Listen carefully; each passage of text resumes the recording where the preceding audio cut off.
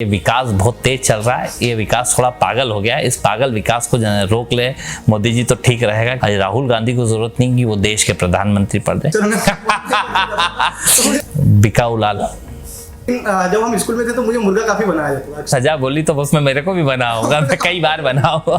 Family में बॉलीवुड फिल्मी माहौल जैसा लग रहा है मुझे कि एक बड़ा बेटा विधायक बन गया और छोटा बेटा आईपीएस है। तो इस तरह का माहौल घर में फिल्मी वाला माहौल भी दौर में सब चीजें हुई जो होना चाहिए, और वो तो खूब हमारी रैगिंग भी हुई और हमारे साथियों ने भी ये तो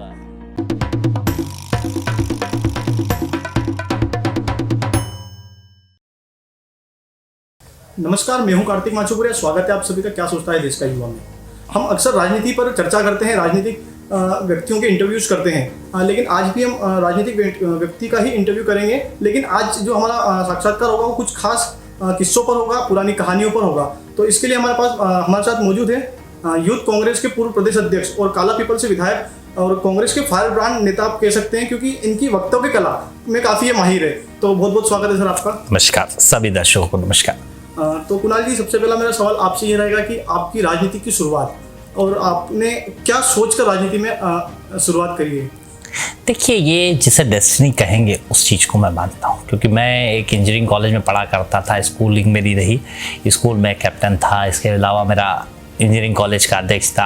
और कहीं कोई ऐसा कि बहुत पॉलिटिकल सिनारियो के अंदर मेरा इन्वॉल्वमेंट था या इस तरह से कोई पॉलिटिकल फैमिली बैकग्राउंड नहीं था, पर उसके बावजूद भी जब मैं लोगों के हक और अधिकार के लिए लड़ता था इंजीनियरिंग कॉलेज के अंदर, तो मुझे कोशिश रहती थी कि कैसे अपन लोगों के हक और अधिकार को दिलाने का काम करें। और यही काम जब राहुल गांधी जी इस देश के अंदर यूथ कांग्रेस के इंचार्ज बने तो उन्होंने एक नारा दिया कि नेता बनो और नेता चुनो। तो मुझे एक अच्छा बात लगी और मैंने कहा युवाओं को मौके के लिए, तो फिर मैंने कहीं ना कहीं कोशिश करी। और माननीय जीतू पटवारी जी जब प्रदेश अध्यक्ष बने तो उनके साथ मैंने यूथ कांग्रेस की पॉलिटिक्स शुरू करी। और 2008 में यूथ कांग्रेस की पॉलिटिक्स करते हुए, फिर लोगों के साथ संघर्ष करते हुए, सड़कों पे लड़ते हुए, कई जगह दौरे करते हुए मध्य प्रदेश के उसमें जब मैं लोगों का साथ दिया तो लोगों का साथ भी मिला, समर्थन भी मिला, आंदोलन भी करे, प्रदर्शन भी करे। तो योग सहयोग से धीरे धीरे, जिसे कहते हैं ना कि एक नॉन पॉलिटिकल बैकग्राउंड का व्यक्ति जो किसी गाँव से निकल के एक इंजीनियरिंग में पढ़ने वाला व्यक्ति कहीं ना कहीं पॉलिटिक्स में पहुंचता है। तो ये सभी लोगों का साथ और सहयोग से अब मैं इसे यही कहूंगा कि ऐसा कोई कि बहुत सोच के कि मैं बहुत पॉलिटिक्स में क्या कर एक सोचा हुआ था आपने, कभी ऐसा सोचा नहीं था कि आप राजनीति में आएंगे? नहीं, ये इस तरह से कोई भी मतलब कि क्या करना है, क्या एक हमेशा एक रहता है कि पहले स्कूलिंग करी, स्कूलिंग के बाद ये था इंजीनियरिंग करेंगे, एक जॉब की आदत तलाश थी, जॉब के लिए था, फिर ये था कि खुद का काम वर्किंग करेंगे। फिर धीरे से जब लोगों के हक और अधिकार के लिए लड़ना शुरू करा और देखा कि ये कहीं ना कहीं लोगों के साथ मिलकर लोगों के अधिकारों के लिए काम करना चाहिए, तो उसमें शुरुआत करी। तो उसके अंदर जब मैं करता गया तो कहीं ना कहीं यहाँ पे आके सफलता मिलती गई और आज मध्य प्रदेश पहले यूथ कांग्रेस के अंदर प्रवक्ता रहा, फिर महासचिव रहा, फिर अध्यक्ष रहा, और उसके बाद उसी की परिणति है कि सड़क के संघर्ष को लोगों ने सदन के अंदर पहुंचाने का काम किया है। हाँ, ये बात खास रही कि आपका पूरा पॉलिटिकल बैकग्राउंड नहीं रहा, उसके बावजूद आप राजनीति में पहुंचे और युवा कांग्रेस के प्रदेश अध्यक्ष बने। उसके साथ ही आप विधायक भी है काला पीपल से। तो इसके साथ आप जब स्कूल में पढ़ते थे तो ऐसा कोई रोचक किस्सा, मतलब आप बचपन में क्या सोचते थे कि होता है सबका, जैसे हम भी रहे तो हम सोचते थे कि हम बड़े होकर क्रिकेटर बनेंगे, तो ऐसा कोई आपका? देखिए, मेरा हर चीज का ड्रीम रहता था। मैं क्रिकेट भी खेलता था, तो हॉकी भी खेलता था, तो हर चीज में मतलब फुल परफेक्ट मैं किसी चीज में नहीं था, पर अच्छा मतलब जिसे कहते हैं कि क्रिकेट की टीम का कैप्टन रहता था, तो हॉकी के अंदर अच्छा खेलता, तो वॉलीबॉल का कैप्टन रहता था, स्पोर्ट्स कैप्टन रहता। तो ये हमेशा एक कैप्टन की भूमिका में हमेशा रहता था, लोगों के साथ लीड करने की मेरी एक आदत थी हमेशा, चाहे किसी भी चीज को हो उसको लीड करता था। और कहीं ना कहीं कई किस्से होते थे, कई चीजें होती थी। कई बार स्कूलों के अंदर जो स्थिति परिस्थिति की वहाँ पे कि कहीं खेलने जा रहे हैं, कहीं क्रिकेट खेल रहे हैं, तो अलग अलग जगह पे जाके तो एक उसी माजदे के साथ स्कूल से निकलते हुए गए। और ये हमेशा ये कोई ये कि यही बन जाऊंगा या यही कर लूंगा, ऐसा डिटर्मिनेशन वाला कहीं कोई ऐसा कोई सपना नहीं था कि बड़ा होकर साइंटिस्ट बनना है या फिर डॉक्टर बनना है। अक्सर होता है कि अपने पेरेंट्स का भी एक दबाव रहता है कि हमारा बेटा बड़ा होकर डॉक्टर बनेगा या फिर वकील बनेगा या फिर ऐसा कुछ। नहीं, मेरे पेरेंट्स ने कभी ऐसा कोई दबाव नहीं दिया। ये कहा कि जिसको जो इच्छा हो सब करो और जिसको जो अच्छा लगे वो करना चाहिए। तो हमेशा इसी भाव को और इसी के साथ और समर्थन से कहीं ना कहीं मैं यहाँ पहुँचा। हाँ, तो हमने ये भी देखा है कि आपकी परिवार का जब हमने जाना, आपका छोटे भैया है वो आईपीएस भी है, और तो ऐसा एक फैमिली में बॉलीवुड फिल्मी माहौल जैसा लग रहा है मुझे कि एक बड़ा बेटा विधायक बन गया और छोटा बेटा आईपीएस है, तो इस तरह का माहौल घर में फिल्मी वाला माहौल नहीं, ये तो सब अपनी अपनी डेस्टिनी है और सबकी अपनी अपनी मेहनत है। उसने भी इंजीनियरिंग करी, उसके बाद आईपीएस के लिए उसने ट्राई करा और आईपीएस में हो गया। मैंने अपनी इंजीनियरिंग करी, मैंने पॉलिटिक्स के अंदर कोशिश करी और कहीं ना कहीं लोगों ने उसको सर्वाइव करा। मेरी माँ ने पीजी करा हुआ था मध्य प्रदेश, मतलब महिलाओं में पहला पीजी करा था। मेरी वाइफ है, तो मेरे परिवार को देखिए, तो ये हम लोगों का एक शिक्षा से जुड़ा परिवार। मेरे father food corporation of India में जॉब करते थे और उनके साथ हम लोग अपने वर्किंग, और कहीं कहीं की ऐसा पॉलिटिकल बैकग्राउंड या कोई पॉलिटिकल चीज़ इस तरह का कुछ नहीं, ना तो कोई पॉलिटिकल माहौल था। पर अच्छा एक मौका मिला मुझे, जीतू पटवारी जी का साथ मिला, उन्होंने मुझे संघर्ष कराने सिखाया कि आप संघर्ष करो और चीज़ें मिलती जाती है। आगे बढ़ाया तो कहीं ना कहीं राहुल जी के नेतृत्व में जब यूथ कांग्रेस के अंदर ग्रो हुई तो कहीं ना कहीं मैं यहाँ पे आज यूथ कांग्रेस में पहुँचा। इसके अलावा एक किस्सा हमने जब गूगल भी करा और कुछ आपकी जानकारी निकाली, उसमें पता चला कि आप जब भोपाल में प्रदर्शन कर रहे थे तो आपके जो छोटे भैया है वो उस टाइम भोपाल के एडिशनल एसपी थे और उन्होंने आपके खिलाफ ही कार्रवाई करी, तो उस टाइम कुछ मतभेद ऐसे कुछ हुआ है? क्यों मतभेद, सब अपने अपने काम है। मैं मेरा काम करता हूँ, मेरा एक हक और अधिकार है। इस देश के अंदर लोकतांत्रिक मूल्यों में मेरा अधिकार है कि मैं संघर्ष करूँ, आंदोलन करूँ लोगों के हक और अधिकार के लिए। क्योंकि एक बड़ी फेमस प्रेमचंद जी का वो है कि जिस दिन ये सड़कें खामोश हो जाएगी उस दिन संसद आवारा हो जाएगी। तो मेरा काम है, मैं हमेशा अपने कामों को, और वो अपना काम कर रहा है, सबके अपने अपने काम है, कोई इसमें मतभेद की क्या बात है कि रहता है ना कि मैं बड़ा भाई, मेरे ऊपर क्यों बड़ा और छोटा क्या करेगा। हर व्यक्ति, घर में हम भाई हैं, परिवार में हम अपनी जगह हैं, पर जब अपने काम पे है वो अपनी ड्यूटी पे है, मैं अपनी ड्यूटी पे हूँ। और हर मोर्चे पे कभी भी इस प्रकार से कि ये सबकी अंडरस्टैंडिंग यही है कि हमारे परिवार में अपनी जगह है, पर अपने काम के लिए हम सब अपने अपने दायित्वों के प्रति बिल्कुल अच्छे से निर्वहन करते हैं। वो भी अच्छे से करता है और मैं भी अपनी कोशिश करता हूँ पूरी तरीके से अच्छे। तो जब वो किस्सा हुआ होगा जिन आपके ऊपर कार्रवाई हुई होगी, आपके भैया ने कार्रवाई करी थी, तो घर पे जब आए होंगे आपकी या फिर उसके बाद भी कभी फोन पे बात हुई होगी, तो उस किस्से को लेकर कुछ बात नहीं? कोई ऐसा नहीं, कोई इस तरह से कोई कुछ नहीं। सब अपना अपना की काम है कि जब हमने हमारा आंदोलन करा, सरकार की नज़र में कानून तोड़ना लगा तो कई केसेस लगा, एक ही थोड़ी नहीं केस है, लगभग मेरे पे कई केसेस हुए, कई पूरे मध्य प्रदेश के अंदर हुए। कई बार लाठियाँ चलाई, कई बार आंसू गैस के गोले चलाए, कई बार जेल लेके गए। हर तरह के तरीके से प्रताड़ित सरकार करती है और ये सरकार का काम है। मेरा काम है जनता के हक और अधिकार के लिए लड़ना, और मैं पहले भी लड़ता था, कोई भी रहे लड़ने का काम मेरा अपना दायित्व है, वो मैं अपना निभाता हूँ, उसका अपना दायित्व है, वो अपनी जगह निभाता है। इसके अलावा थोड़ा हम पीछे चलते, जब आपकी स्कूलिंग की पढ़ाई हुई थी तब ऐसे कुछ रोचक किस्से हो, क्योंकि अक्सर होता है कि बहुत सारे टीचर्स पहले तो मारते भी थे, आजकल तो ऐसे बच्चों को मारते नहीं है, लेकिन अक्सर ऐसा होता था कि टीचर बच्चों को बहुत मारते थे। तो क्या ऐसा किस्सा आपके साथ भी हो, किसी टीचर ने आपको किसी बात के लिए पनिशमेंट किया हो या फिर ऐसा? वो पनिशमेंट मिला, मैं तो पनिशमेंट ही मिलने वाला लड़का था जो हमेशा पीछे बैक बेंचर के रूप में कहलाता था। पनिशमेंट तो मुझे रोज ही लगभग मिला करते थे। कहीं ना कहीं मेरा एक ये था, कोई मैं पढ़ाई में बहुत अच्छा तो शुरुआती दौर में नहीं था, मैं एवरेज एक स्टूडेंट के रूप में रहा। कई बार उतार चढ़ाव भी आए, कई बार समय परिस्थितियाँ भी, पर धीरे धीरे फिर ये मेरा 5th से 9th तक का फेज मेरा थोड़ा गड़बड़ रहा पढ़ाई का, और उसके बाद फिर 10th 9th के बाद फिर ठीक हुआ, फिर स्थितियाँ फर्स्ट क्लास की बनी, फिर इंजीनियरिंग की हुई। तो ये तो एक कई किस्से कहानियाँ हैं कि कई स्कूलों के दौर हैं, कई स्कूलों के अंदर अलग सजाएं भी मिलती होती, तो हर नॉर्मल व्यक्ति को मिलती है, तो वो मुझे भी मिला करी और कई बार मिली। लेकिन एक क्वेश्चन मैं और पूछना चाहूँगा, और वैसे पूछना तो नहीं चाहिए, आप विधायक है, लेकिन जब हम स्कूल में थे तो मुझे मुर्गा काफी बनाया जाता था, अक्सर हमें तो मुझे मुर्गा बनाया। नहीं तो मैंने आपको सजा बोली तो उसमें मेरे को भी बना होगा, मैं कई बार बना होगा, नील डाउन करके भी और सब चीजें करी है। ऐसा कोई ये काम इंसान, मैंने क्या कहा, मैं कि आम परिवार का आम लड़का हूँ और आम तरीके से जीवन अपना जिया है, और हमेशा पूरे परिवार के साथ लेके जिम्मेदारियों को निभाते हुए हर तरीके से संघर्ष करके यहाँ पे पहुंचा। एक और आपने उज्जैन इंजीनियरिंग कॉलेज से अपनी पढ़ाई करी है, तो इंजीनियरिंग कॉलेज में अक्सर ऐसा माहौल रहता है, थोड़ा चिल वाला, मस्ती कर रहे हैं युवा। हॉस्टल, आप हॉस्टल में रहे या फिर रूम लेके? नहीं, मैं हॉस्टल नहीं, मेरे फादर का ट्रांसफर हो गया था तो मेरा घर ही वहाँ था, उज्जैन में रहे। पहले हम सीहोर रहे, फिर 9th के बाद का एजुकेशन मेरा 9th to 12th केवी उज्जैन है, और केवी उज्जैन के बाद इंजीनियरिंग कॉलेज से वहीं बी हुआ, वहीं फिर एमटेक हुआ मेरा वहीं से, दोनों चीज़ें मैंने वहीं से करी। तो घर था हमारा, पर मेरा एक अपना माहौल था, एक अपनी स्थितियाँ थी, और बेहतर हर तरह की स्थितियाँ जो इंजीनियरिंग कॉलेज में होती है, पार्टियाँ भी होती होती है, जिस तरह से रैगिंग भी होती है, सब तरीके की चीज़ों से निकले हो। हाँ, एक आपने रैगिंग का जिक्र किया, तो रैगिंग में आपने ली भी होगी और तो ऐसा कोई किस्सा, मतलब आपने किसी की रैगिंग ली हो, ऐसा कुछ? नहीं, वो दौर एक अलग था और उस दौर में सब चीज़ें हुई जो होना चाहिए, और वो तो खूब हमारी रैगिंग भी हुई और हमारे साथियों ने भी किया। ये तो एक बट ऑब्वियस बात है कि ये तो इंजीनियरिंग कॉलेज का उस समय का लोगों का एक माहौल होता था, बेहतर रूप से कोऑर्डिनेशन के साथ हम रहते थे और सभी लोगों का एक, जैसे कहते हैं कि हमारी एक मजबूत इंजीनियरिंग कॉलेज था, और वहीं से हमने कहीं ना कहीं पॉलिटिक्स की जो सीढ़ियाँ मैंने सीखी है, वहाँ से बड़ा मुझे सीखने को मिला है। इसके अलावा आपने केवी का जिक्र किया, आप केवी से पढ़े हैं, मैं भी केवी केंद्रीय विद्यालय मंदसौर से ही पढ़ा हूँ।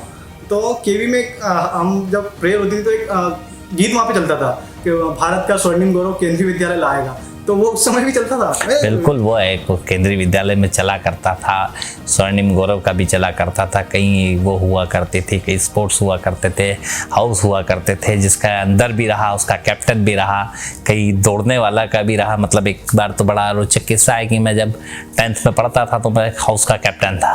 अब हमारे यहाँ दौड़ने वाले मतलब बहुत अच्छे नहीं थे, तो मैं एज ए कैप्टन, मैंने कहा 400 मीटर की रेस है तो मुझे ही दौड़ना पड़ेगा, क्योंकि मैं एज ए कैप्टन मेरे को लीड लेना चाहिए कि मेरे हाउस में इतने अच्छे दौड़ने वाले नहीं, पर मैं भी कोई प्रैक्टिस वाला तो दौड़ाक था नहीं। तो जब मैं रेस में खड़ा हुआ तो कोई अलग अलग सब थे, तो एक कहता कि भले रोज प्रैक्टिस करते हैं, कोई 2 दिन में करता था, अलग अलग तरह के दौड़ाक और उनकी किट और उनकी, कि कोई कहे कि 200 मीटर एनर्जी बचानी है, कोई कहे 100 मीटर बचानी है, कोई 300 मीटर बचानी है, आखिरी दौड़ना है ये वो। मैंने कहा अच्छा, डर लगा मुझे कि यार ये तो अच्छे दौड़ाक हैं, आज तो हारेंगे, अपनी इज्जत थोड़ी सी खराब होगी। पर मैंने कहा यार अब इनको तो दौड़ाक है, इनको बचाने दो ऊर्जा। तो मैंने जैसे ही रेस चालू हुई और मैंने पूरी ताकत से दौड़ना शुरू करा, और जब तक मैं थका, सारे इतनी पीछे रह गए थे कि फर्स्ट नंबर पे मैं ही आया। उसमें दौड़ने वाला दौड़ाक नहीं था, फिर भी फर्स्ट नंबर पे मैं ही आया। शुरुआत से आपको था कि फर्स्ट ही आना है? नहीं, फर्स्ट आना नहीं है। मैंने कहा कुछ तो करना पड़ेगा। मैंने क्या कहा कि ये सब योग सहयोग की चीजें, मैं कभी कि मैं ये आ ही जाऊंगा, ये कर ही लूंगा, कभी इस दिमाग से मेरे को ईश्वर पे भरोसा रखता हूँ। मैं ईश्वरवादी व्यक्ति हूँ, डेस्टिनी पे भरोसा रखता हूँ, अपने कर्म को बहुत अच्छा मैं कोशिश करता हूँ कि जो काम करूँ उसे पूरी तन्मयता के साथ करूँ। उसका रिजल्ट क्या होगा ये तो एक आउटकम आता है, कभी प्लस भी आते हैं, कभी माइनस भी आते हैं, कभी अच्छे भी रहते हैं, कभी बुरे भी रहते हैं। तो इन चीज़ों को मैं परवाह नहीं करता और आगे बढ़ता जाता हूँ और अपने काम को बखूबी अंजाम देने की कोशिश करता हूँ। हाँ, इसके बाद थोड़ा मजाकिया तो बहुत हो गया, थोड़ा सा एक काफ़ी लंबे समय के अंतराल के बाद प्रदेश में कांग्रेस की सरकार आई थी। जब चुनाव हो रहे थे, तो जब आप पहली बार चुनाव लड़े इस बार विधानसभा का, तो जब मतगणना चल रही थी, तो आप कैसा फील कर रहे थे उस समय जब मतगणनाएं चल रही थी? क्या आपको भरोसा था? आप किस तरह का? नहीं, मुझे पूरा भरोसा था। मतलब जब मैंने चुनाव कैंपेन किया, चुनाव के बाद वोटिंग डाली, तो मुझे तो पूरा भरोसा था। कई लोगों को ज़रूर नहीं था कि भारतीय जनता पार्टी की सीट है और इसके ऊपर कैसे जीतेंगे, पर जब लोगों ने साथ दिया और जिस प्रकार से कार्यकर्ताओं ने काम किया, क्योंकि इलेक्शन हमेशा रहता है वो कार्यकर्ताओं की मेहनत का रहता है। कोई कहे कि मैं खुद कुणाल चौधरी अपनी मेहनत, जो साथी रहते हैं उनकी एक मेहनत को देख के नजर आ जाता है, आपको जनता का जो एक रिएक्शन रहता है आपके प्रति उसको देख के नजर आ जाता है कि आप जीतेंगे। तो भरोसा था मुझे रिजल्ट में, मतलब कोई ऐसा डर मुझे नहीं था कि भरोसा था कि जीतूंगा, पर कितने से ये संशय मुझे था। मुझे उम्मीद थी कि मैं थोड़ा 20 के आसपास जीतना चाहिए, मैं पर 14,000 के आसपास जीता, तो मतलब कहीं ना कहीं ये थोड़ा सा रहा कि मिस्टेक है। नहीं, कहीं नहीं, बहुत अच्छा जनता ने साथ दिया, समर्थन दिया। जीत होती है, हार होती है, और जनता ने मुझे जिताया, सेवा का मौका दिया। ये तो जनता का और कार्यकर्ताओं का है। हाँ, एक और मेरा सवाल ये था कि जब आपको पता चला कि सरकार थी और सिंधिया जी से चर्चा हुई और सिंधिया जी के साथ कुछ विधायक जब गायब हो गए थे, अब उस टाइम खबरों में चल रहा था कि कुछ विधायक गायब हो गए, तो ऐसे टाइम पे जब आपको पहली बार पता चला होगा कि सिंधिया जी और उनके कुछ समर्थक विधायक चले गए हैं, तो उस टाइम आपको क्या भरोसा हो रहा था कि सिंधिया जी जैसे इतने बड़े नेता पार्टी छोड़ के जा सकते हैं? आपको भरोसा था? मैं प्रैक्टिकल पॉलिटिकल लड़का हूँ, मैं टोटल शुरुआत से इन्वॉल्व था उसमें, कि जो चीज़ें हो रही थी मैं पीछे से देख भी रहा था, कोशिश भी कर रहा था। मैं तो दिल्ली में वहाँ पे होटल के अंदर भी गया था कि अफवाह थी कि आप दिल्ली में जब शिवराज सिंह जी जा रहे थे, मैं बिल्कुल ये सब सच्चाई है कि जो हर परिस्थितियों के अंदर कि कैसे जनता की चुनी हुई सरकार को बचाया जाए, हर वो काम जो कर सकते हैं। तो मैं एज ए यूथ कांग्रेस अध्यक्ष, मैंने कहा मुझे लीड लेने की आदत है, तो मैं हर तरह से कोशिश करी, और ये तो ठीक है, पार्ट ऑफ पॉलिटिक्स है। किसी को किसी क्या चीज़ें समझ में आती है जिसकी जो ज़मीर कहता है। मेरा ज़मीर कहता था कि अपनी ताकत के साथ लड़ो, लोगों की, जनता के हक और अधिकार के लिए पूरा मैंने काम किया। पर दुर्भाग्य जरूर है कि एक जनता की चुनी हुई सरकार को खरीद फरोख्त करके ख़त्म कर दिया गया। उसके उन निर्णयों को पलटने की कोशिश करी जा रही जो जनता के हित के निर्णय थे। तो कहीं ना कहीं ये एक दुख होता है। बाकी तो पार्ट ऑफ पॉलिटिक्स है, गेम बिगिंस ऑन। नहीं तो मतलब आपको जब आपने पहली बार सुना होगा कि सच में विधायक समेत सिंधिया जी के समर्थक विधायक गायब हो गए हैं, तब आपने उस टाइम क्या रिएक्शन था आपका? देखिए उससे पहले नहीं, तो बड़ा दुख हुआ कि जनता ये कहूँ, मैंने क्या कहा कि कुणाल चौधरी खुद नहीं जीत सकता, वो कार्यकर्ता दिन रात जो बूथ पे लड़ता है। ऐसे पूरे प्रदेश में कोई विधायक कहे कि हम जीत गए, गलत फहमी। सिंधिया जी कहे कि उनके कारण जीत गए, गलत फहमी पालते हैं। 15 साल से संघर्ष कर रहे थे, वो कार्यकर्ता जो बूथ पे संघर्ष कर रहा था, वो व्यक्ति जो एक एक पार्ट के पॉलिटिक्स के लड़ रहा था, एक एक चीज को घर घर पहुंचाने का काम कर रहा था, एक एक वोटर को, ये मेहनत उस आदमी की थी और उसको बेचने का अधिकार किसी ने ये नहीं दिया। विधायक बनाया था कि कांग्रेस के कार्यकर्ताओं को ठीक रहे, जनता के काम हो, इसलिए विधायक बनाया था। इसलिए नहीं बनाया था कि आप अपने जमीर को बेच दो, उसके वोटों को बेच दो। जनता ने भी ये दिया था कि आप हमारे काम करोगे, ना कि इसको बेचने का काम करोगे। तो बड़ा दुखद पहलू था स्पष्ट रूप से कि देश के अंदर जनता ने सरकार चुनी और वो सरकार गरीब की पेंशन बढ़ा रही थी, किसान का कर्जा माफ कर रही थी, बेटियों की शादी के पैसे बढ़ा रही थी, अलग अलग वर्गों के लिए दूध के भाव बढ़ा रही थी, बेहतर रूप से कैसे चले प्रदेश, इसके लिए काम कर रही थी। आज उस सरकार के निर्णय को बदल के कहीं ना कहीं खरीदे हुए जनादेश की सरकार, तो दुख क्यों नहीं हुआ कार्यकर्ता का? मैं भी एक कार्यकर्ता रहा हूं। मैंने क्या कहा कि मैं नेता बाद में बनाऊं, पहले कार्यकर्ता के रूप में काम किया, यूथ कांग्रेस के साथी के रूप में काम किया और उन लोगों की मेहनत पे जब पानी फिरता दिखा बिल्कुल दुख हुआ। हाँ, लेकिन कहीं ना कहीं सवाल ये भी तो उठता है कि क्यों हर बार हर राज्य में कांग्रेस के ही विधायक उठ के भाजपा में चले जाते हैं, क्योंकि यहाँ भी आपकी पूर्ण बहुमत की सरकार थी, बावजूद 20 से 24 विधायक, मतलब कहीं ना कहीं कांग्रेस में भी तो कमी है। इतने विधायक पूरे देखिए, किसी को अगर अपने जमीर को बेचना हो तो उसको कुछ नहीं करा जा सकता। अगर इतने बड़े नेता थे ये सब, तो ये जाके इंडिपेंडेंट लड़के जीत के आ जाते हैं। क्यों पार्टी से टिकट मांगते हैं, क्यों एक एक कार्यकर्ता की मेहनत के ऊपर काम करते हैं, फिर उसके बाद और किस तरीके से हुआ पूरा प्रदेश जानता है। सौदेबाजी की राजनीति कांग्रेस पार्टी नहीं कर सकती, इसलिए जाते हैं क्योंकि कांग्रेस पार्टी मूल्यों की, सिद्धांतों की, इस देश को कांग्रेस ने बेचा नहीं, इस देश को बनाया है। चीज़ों को बनाने में बड़ा समय लगता है, उनको बिगाड़ने में या उनको ख़त्म करने में या उनको तोड़ने में या उनको बेचने में ज़्यादा समय नहीं लगता, बनाने में संघर्ष लगता है। इस देश को आज़ाद कराने से लेके, इस देश के अंदर लोकतांत्रिक मूल्यों की स्थापना से लेके, इस देश के अंदर तरक्की उन्नति से लेके इस विश्व में इस जगह पहुंचाने का काम कांग्रेस पार्टी ने किया।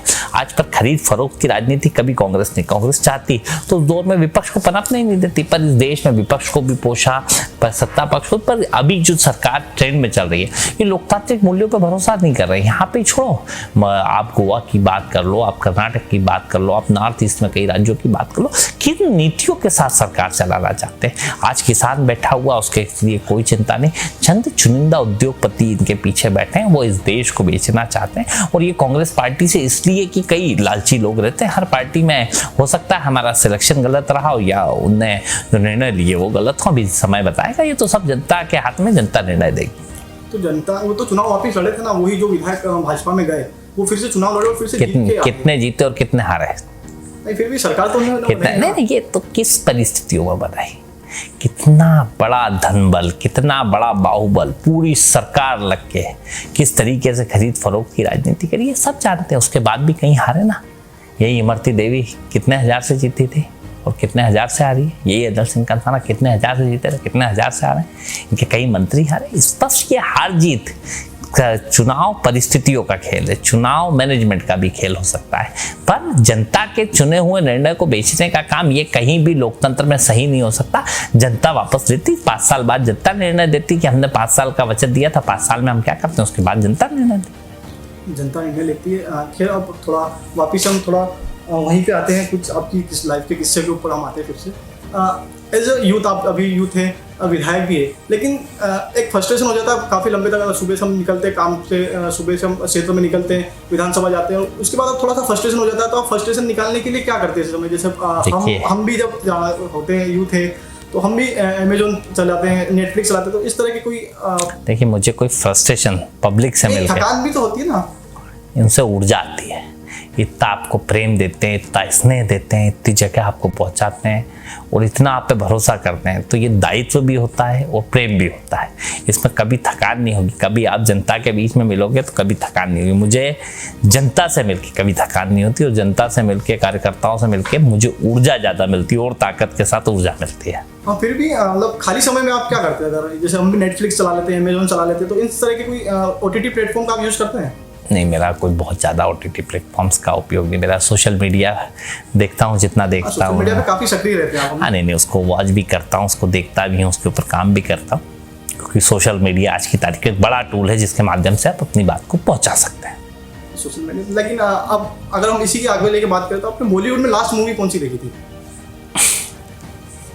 बॉलीवुड में अभी मैंने लास्ट मूवी कौन सी देखी थी, ये देख के आया था मैं, पीके। ठीक है, काफ़ी कंट्रोवर्शियल रही थी वो। ठीक है, सब चीज़ें लोगों को कंट्रोवर्शियल दिखती है, हर चीज़ों में जिसको जो निकालना हो। अच्छी मूवी थी, अच्छी जगह से रही। इस देश के अंदर लोग अपने अभिव्यक्ति की आज़ादी, यही देश की खूबसूरती है और देश की खूबसूरती को ख़त्म करने के लिए कई लोग लगे रहते हैं, पर ये देश गुलिस्ता है, ये इसमें ख़त्म नहीं कर सकते। इसके अलावा और भी हम जानना चाहेंगे, इसके बाद जब आप फिटनेस के ऊपर भी ध्यान देते होंगे, सुबह कितने बजे तक आप उठ जाते हैं? मतलब सुबह देखिए, मैं लगभग सुबह सुबह 6:30-7 बजे मैं रोज़ उठ जाता हूँ, 6:30 के करीब। थोड़ी देर योगा एक्सरसाइज मैं करता हूँ ज़रूर, और अभी कुछ दिन से ज़रूर थोड़ा रूटीन में, तो कई बार नहीं, विधानसभा फिर क्षेत्र में, विधानसभा दोनों चीज़ों में, तो फिर भी मैं कोशिश करता हूँ कि वर्कआउट करता रहूँ ताकि मेंटेन शरीर रहे, ताकि आगे भविष्य में लंबी राजनीति। उसी को आगे बढ़ाते हुए अब मेरा अगला सवाल ये रहेगा कि हम आपको कुछ शब्द देंगे, उसको आपको एक सेंटेंस में या फिर कुछ लाइनों में उसका जवाब देना है।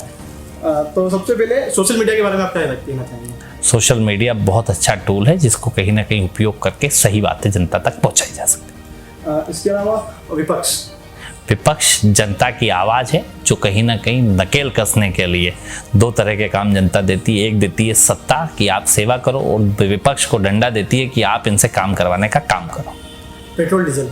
पेट्रोल डीजल ये विकास बहुत तेज चल रहा है, ये विकास थोड़ा पागल हो गया है। इस पागल विकास को रोक ले मोदी जी तो ठीक रहेगा कि जो 50 रुपये पे महंगाई डायन होता था वो आज 100 रुपये पे पहुंच के कहीं ना कहीं विकास हो गया, तो थोड़ा विकास पागल हो चुका है। इस पागल विकास को घर में रख लें। इसके अलावा कुछ व्यक्तियों के बारे में हम जानना चाहेंगे। ज्योतिरादित्य सिंधिया इस देश के वो नेता जिन्होंने जनता के विश्वास को बेचने का काम किया। एक महाराज, जो शतरंज का जो खेल होता है कि राजा अपने तथाकथित स्वार्थ के लिए प्यादे से लेकर वजीर तक को मरवा देता है, वही काम इस कांग्रेस पार्टी ने नेता बनाया था। कांग्रेस के कार्यकर्ताओं ने दिन रात झंडे उठाए थे, जनता ने वोट देके कांग्रेस चुनी हुई सरकार चुनी थी, उसे कत्ल करने का काम, किसानों के कर्ज माफ़ी को रुकवाने का काम, गरीब की पेंशन बढ़ता रुकवाने का काम, अलग अलग वर्गों के साथ धोखा देने का काम किया। तुलसीराम सिलावट, बिकाऊ लाल, बिकाऊ राम,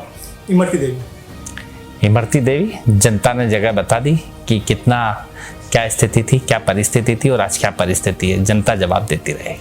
अंत में दो, नरेंद्र मोदी और राहुल गांधी। पहले नरेंद्र मोदी भी जानना चाहूँगा। नरेंद्र मोदी देश की सारी चीज़ें बेचने के लिए, चंद चुनिंदा लोगों के लिए देश चलाने का काम कर गए। भरोसा पूरे देश ने किया, पर चंद चुनिंदा लोगों के लिए देश चलाने का काम, झूठ और नफरत की राजनीति करते हुए इस देश के मूल मुद्दों से ध्यान भटकाने का काम। राहुल गांधी इस देश की जनता की वो आवाज़ जो विपक्ष में रह के जनता के सही मुद्दों को उठाते हुए जनता के लिए लड़ाई लड़ रहे हैं। और कहीं ना कहीं हर व्यक्ति, चाहे बेरोजगार नौजवान की आवाज़ हो तो वो राहुल गांधी है, गरीब किसान की आवाज़ हो तो वो राहुल गांधी है, इस देश के अंतिम पंक्ति के व्यक्ति की आवाज़ राहुल गांधी। आज राहुल गांधी को ज़रूरत नहीं कि वो देश के प्रधानमंत्री पद रहे, पर इस देश की जनता को ज़रूरत है कि ऐसा नेता प्रधानमंत्री बने जो जनता के मूल मुद्दों पर बात करता और मूल पर काम करता। तो हमने कुणाल जी से बात करी, उनकी पूरी लाइफ जर्नी और ओवरऑल उनकी पूरी करियर, उनका संघर्ष और उस सब पे हमने बात करी।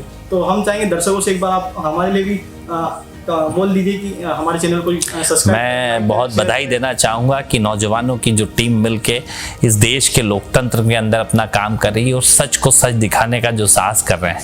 मेरा आग्रह है इनके चैनल को सब्सक्राइब करें। नाम भी क्या सोचता है देश का युवा को सब्सक्राइब। ये बड़ा इन्होंने अच्छा नाम रखा है कि क्या सोचता है देश का युवा, देश के युवा को क्या ज़रूरत है, इस बात की सोचे और इसको सब्सक्राइब करके कहीं ना कहीं इनका साथ दे, क्योंकि ये नौजवान वो हैं जो इस देश के रोजगार की बात करते हैं, जो किसान की बात करते हैं, मूल मुद्दों पे कोशिश करते हैं कि जनता के मूल मुद्दों पे बात करें। मैं इनकी पूरी टीम को बधाई देना चाहता हूँ, आग्रह करता हूँ कि इनको सब्सक्राइब भी करें और इनसे भी आग्रह करूँगा कि देश के लोकतंत्र के चौथे स्तंभ के रूप में मीडिया जाना जाता है, आए सब अपनी बातों को रखें और इस देश के उस मौलिक सिद्धांतों के साथ चलते हुए देश के संविधान की रक्षा करने में अपना दायित्व निभाएं। अब तो आपके नेता ने भी कहे थे, आप अब तो हमारे पेज को लाइक और शेयर सब्सक्राइब जरूर करिएगा। धन्यवाद। फिलहाल के बाद इतना ही। बने रहिए हमारे साथ, देखते रहिए हमारा शो क्या सोचता है देश का।